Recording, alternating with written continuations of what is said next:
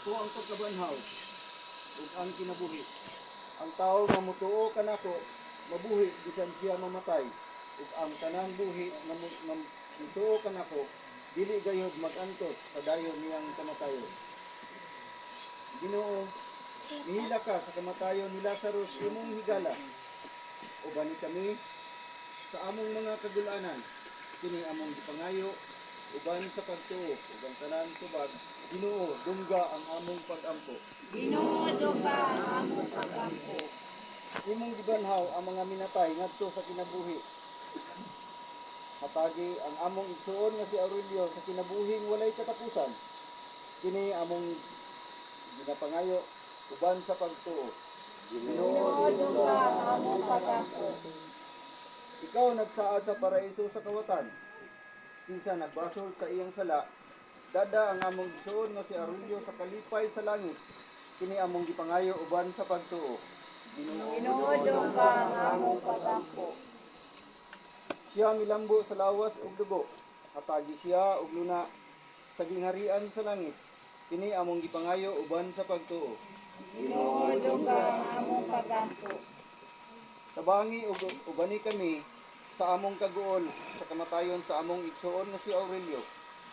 Hinaot nga pinaagi sa among pagtuo, magsalig kanamo sa kinabuhing walay katapusan ug paglaom.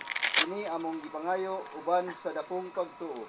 Ginoo, dungga ang among pag-ampo.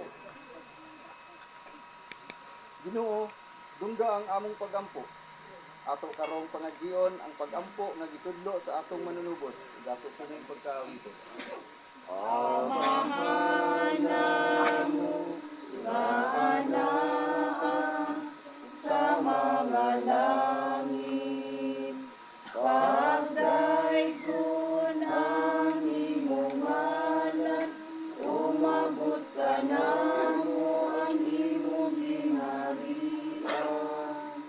Matuman ang imong pagbuo, minisayutan, maingon sa langit. Pagkalano namo sa matag-adlaw, ihatag ka namo karon adlaw. Upasayloa kami sa among mga sala, ingon nga nagapasayo kami sa mga nakasala ka na.